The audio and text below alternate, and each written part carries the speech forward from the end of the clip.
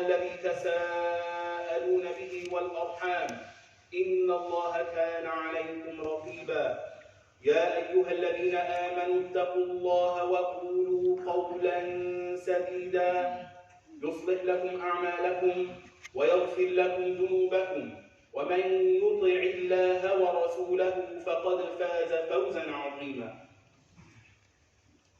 Dear brothers and sisters, we have now entered the blessed month of Rajab, in which it is said that the Messenger sallallahu alayhi wa sallam would say upon its entry, Allahumma barik lana fi Rajab wa Sha'ban wa ballighna Ramadan. Oh Allah, bless for us the month of Rajab and Sha'ban and extend our lives to observe and to witness Ramadan. Rajab is from the 4 inviolable sacred months in which Allah has prohibited fighting except in self-defense. These Ashhurul Hurum, inviolable months, the Messenger sallallahu alayhi wa sallam advised and strongly encouraged us to fast during them, and he said, Sum min al-hurumi watruk, Sum min al-hurumi watruk, Sum min al-hurumi watruk. Fast from the inviolable months and leave. Fast from the inviolable months and leave. Fast from the inviolable months and leave. And it's indicated therefore that one should not fast more than half of the month if they are to observe this sunnah. And the best fast is of course the fast of Dawood. So with Ramadan less than 2 months away now, many of us have started to panic. Some of us are saying to themselves, when Ramadan starts, I'm going to go in full speed with salah and recitation of Quran and Taraweeh and Tahajjud. And every year we are reminded that one must prepare for Ramadan because it requires endurance and it is not a sprint. Because if one enters Ramadan unprepared, then they will quickly lose steam and gas out before the first 10 days are over. We know this and have heard it plenty of times, but we make the same mistakes every year. We still focus on offering one-off big deeds and hope that they'll be accepted by Allah subhanahu wa ta'ala due to the sheer effort that was exerted in them. It could be reading the entire Quran in just a day. It could be standing the entire night in salah from Isha till Fajr. It could be giving one large donation, but our mindset has not changed. We still adopt a go hard or go home approach. And so it's no wonder that year after year, Ramadan after Ramadan, many of us have not seen any real lasting change in themselves. There is no doubt that we all want this Ramadan to be the one where we turn our lives around. That this Ramadan is the one where we reconnect with Allah subhanahu wa ta'ala and maintain that connection with Him in order to attain His forgiveness and His pleasure. And so what is missing? Dear brothers and sisters, there are certain treasures that Allah tabaraka wa ta'ala in His infinite wisdom has hidden from us. And He has hidden them from us in order for us to go looking for them. Now our Master Ali radiallahu anhu, Ali ibn Abi Talib, the cousin of the Messenger sallallahu alayhi wa sallam, who grew up in the prophetic household, fostered by the Rasul sallallahu alayhi wa sallam, named by him actually, named by him, Ali after being named Haydar. His son-in-law, the door to knowledge, as the Rasul sallallahu alayhi wa sallam, he said, I am the city of knowledge and Ali is its door. So whoever wants knowledge, فَلْيَأْتِ الْبَابِ, let him go to the door. Ali radiallahu anhu, who was أَقْضَاكُمْ, as the Rasul sallallahu alayhi wa sallam said. We hear at the end of almost every khutbah, the hadith in which the Rasul sallallahu alayhi wa sallam says, Ali is the most just amongst you. Among all of the companions are just, but he is the most just among them. Love of Ali radiallahu anhu, which is a sign of Iman, as the Rasul sallallahu alayhi wa sallam said in the hadith in Sahih Muslim, إِنَّهُ لَا يُحِبُّكَ إِلَّا مُؤْمِنٌ وَلَا يُبْغِضُكَ إِلَّا مُنَافِقٌ. None loves you except the believer, and none hates you except the hypocrite. The fourth rightly guided Khalifa, the blessed martyr, the father of Al-Hasan and Al-Husayn, Sayyida Shababi Ahl Al-Jannah, the two princes of paradise, What does he say to his son Al-Hussein? He sits him down and he shares with him 3 pearls of wisdom. 3 concise pieces of advice. You see, juice, dear brothers and sisters, is made from many fruit. All of the fruit, every piece of fruit is beautiful in its own right. It's tasty, it's nutritious. But to make juice and to concentrate it, which can be then shared and diluted in order to benefit more people, that's the process of summarization. And so, Ali radiallahu anhu took from the teachings of the Rasul sallallahu alayhi wa sallam so much, everything, that he summarized so much of the Quran and the Sunnah into these 3 pearls of wisdom. The first of which, dear brothers and sisters, he says to Al-Hussein radiallahu anhu, radiallahu anhuma, the pleasure of Allah is hidden in good deeds. The pleasure of Allah is hidden in good deeds. Like boxes, hidden in one of them, like a lottery, the winning lottery ticket. It's out there, but we don't know which one. And so the mindset of the seeker, the one seeking Allah's pleasure, is that they attempt to perform as many good deeds as possible because they don't know which one will be accepted and which one has Allah's pleasure in. Big or small, the believer must strive to diversify their portfolio of good deeds. If you want to be a successful businessman, you can't put all of your money into one investment. You need to spread your investments across a diverse range of products. Yes? One might not be profitable. One breaks even. One makes some profit, and another one booms. And that's the one that makes you hit the big time, as they say. And so, nobody should ever belittle a good deed. As the Rasul sallallahu alayhi wa sallam said, لا تحقرن من المعروف شيئا ولو أن تلقى أخاك بوجه طلق. Do not disdain, do not belittle, do not consider insignificant. Don't scorn a good deed. Even if it is meeting your brother with a cheerful face. To meet your brother with a cheerful face. This is because, as Ali radiallahu anhu, he said, the pleasure of Allah is hidden in good deeds. Be they big or be they small. We do not know which good deed hides within it Allah subhanahu wa ta'ala's pleasure. There is of course good, or there is of course reward in every good deed. But we're not talking about reward. We're talking about Allah's pleasure, after which no sin can harm you.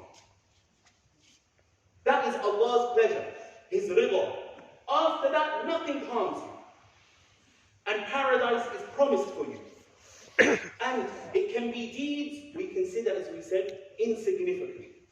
Abu Hurairah radiallahu anhu, he reports, he heard the Messenger sallallahu alayhi wa sallam say, a man was walking on a road when he became very thirsty. He found a well and went into it and drank and came out. When he came out, there was a dog panting and eating, licking the earth out of thirst. So the man said to himself, this dog has become thirsty as I was. So then he went down into the well, he filled his shoe with water and held onto it in his mouth and climbed out and gave the dog water to drink. Allah thanked him for it and forgave him.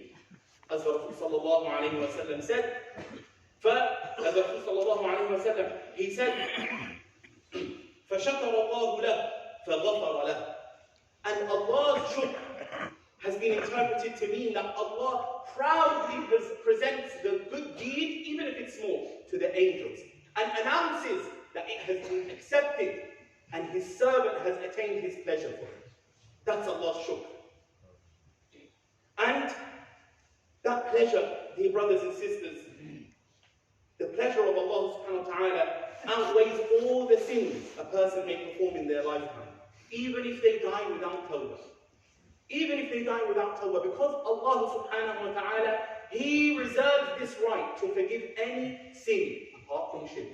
إِنَّ اللَّهَ لَا يَغْفِرُ أَن يُشْرَكَ بِهِ وَيَغْفِرُ مَا دُونَ ذَلِكَ لِمَن يَشَاءُ.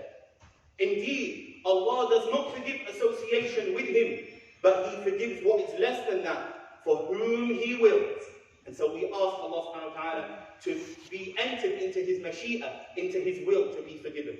That's not an invitation, of course, to commit sins and not repent. And commit sins and not repent, and then say, hopefully one little deed that I do will save me. No. No. Because it is one who hopes in the good deeds that they will be accepted, and hopes that their sins also will be forgiven. But this forgiveness is evident in the following hadith narrated by Bukhari and Muslim. The Rasul sallallahu alayhi wa sallam, he said, بَيْنَمَا كَلْبٌ يُطِيفُ بِرَقِيَّةٍ كَادَ يَقْتُلُهُ الْعَطَشِ. As there was a dog walking around the well, and thirst was about to kill him. إِذْ رَأَتْهُ بَغِيٌّ مِنْ بَغَايَا بَنِي إِسْرَائِيلِ فَنَزَعَتْ مُنْقَهَا فَسَقَتْهُ فَغُفِرَ لَهَا بِهِ. And so a prostitute from the prostitutes of Bani Israel saw the dog. She took off her leather sock, filled it with water and gave it to him, and she was forgiven due to that action. Due to it, not due to anything else, due to it. And this is because the mercy that she showed the dog, that mercy was reciprocated by Arhamul Rahimeen, the most merciful Jalla Jalaluh, whom the Prophet sallallahu alayhi wa sallam said to us about الراحمون يرحمهم الرحمن. The merciful people are granted mercy by the All-Merciful. ارحموا من في الأرض يرحمكم من في السماء. Have mercy, show mercy on those on the earth, and you will be shown mercy from the one who is above the heavens, Jalla Jalal. Brothers and sisters, no matter how small the deed is, it can be kicking a piece of broken glass to the side of the pavement. That might be it. That's just an example. But it's confirmed in its relative or seeming insignificance. The Prophet sallallahu alayhi wa sallam, he says in the hadith reported by Abu Hurairah, the Prophet sallallahu alayhi wa sallam said, I saw a man enjoying himself in paradise. Why? What charity did he give?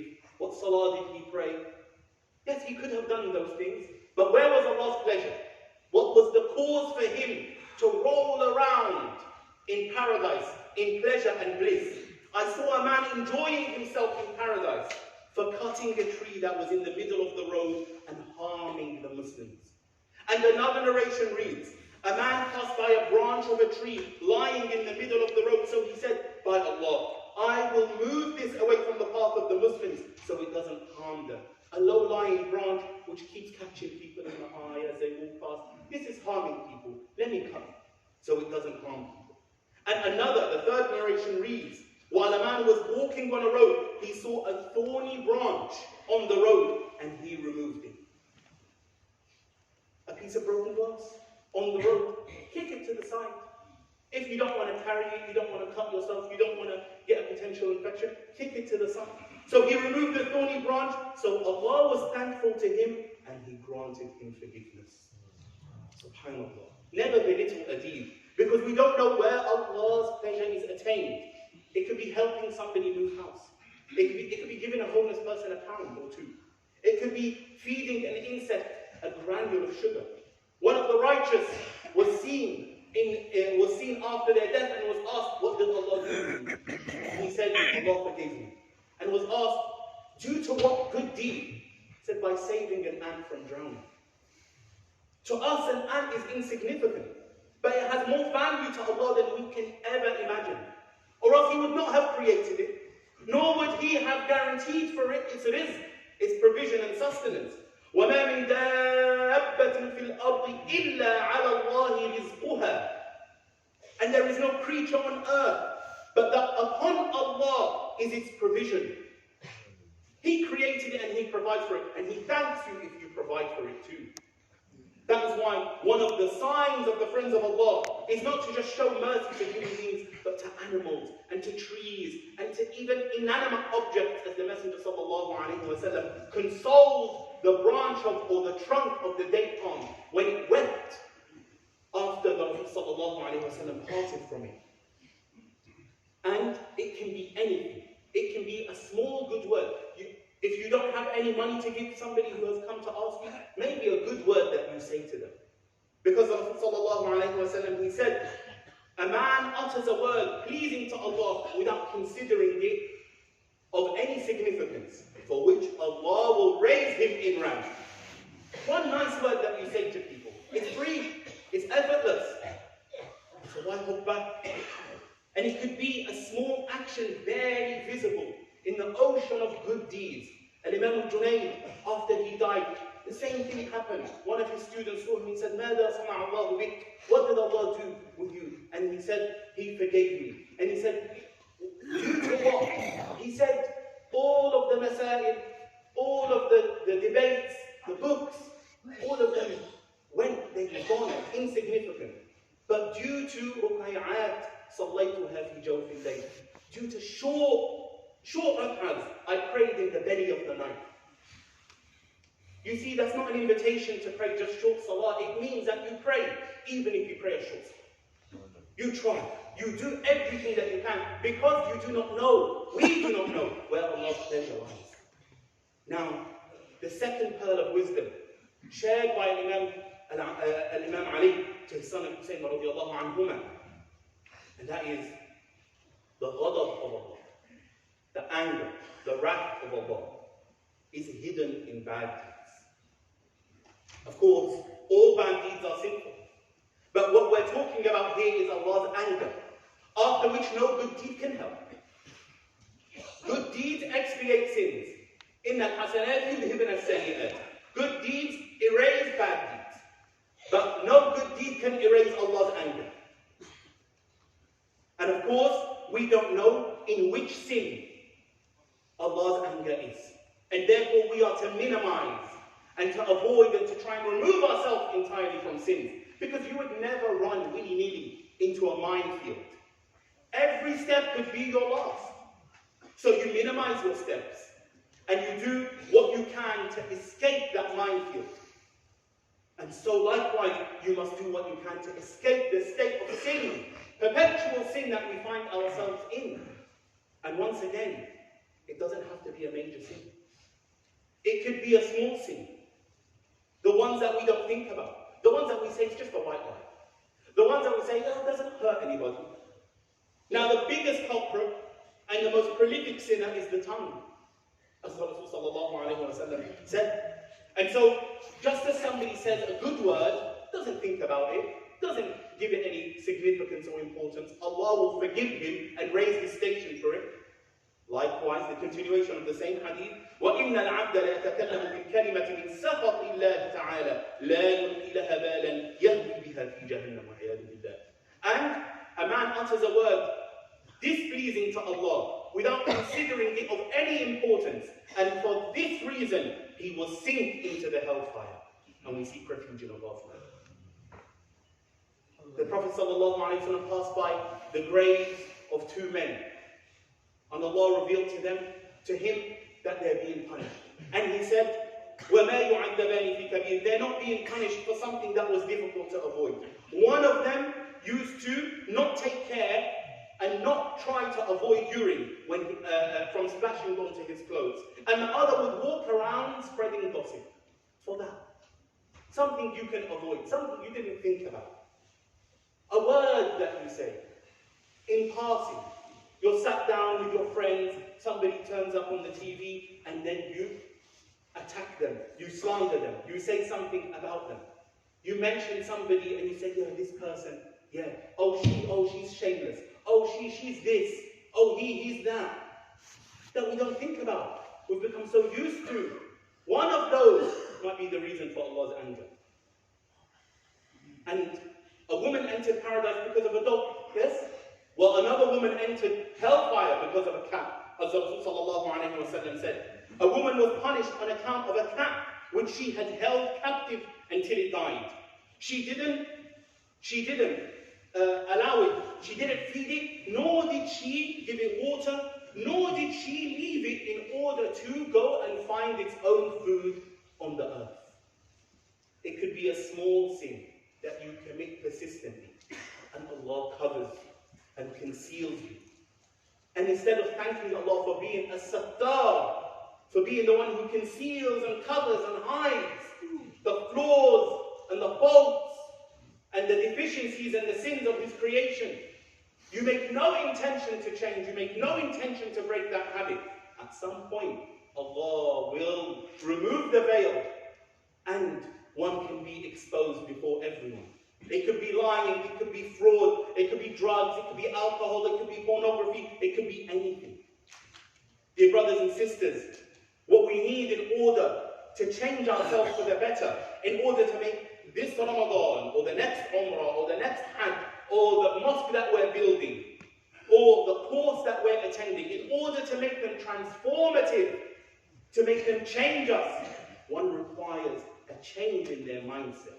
It's not about grand gestures that we offer Allah subhanahu wa ta'ala every now and then. Rather, it's about never belittling a good deed and never belittling a sin. And this is what the process of tazkiyah aims to achieve. To paint you one brush stroke at a time in the color of the sun. And to erase from you one stain at a time the blemishes and blotches and stains of sins.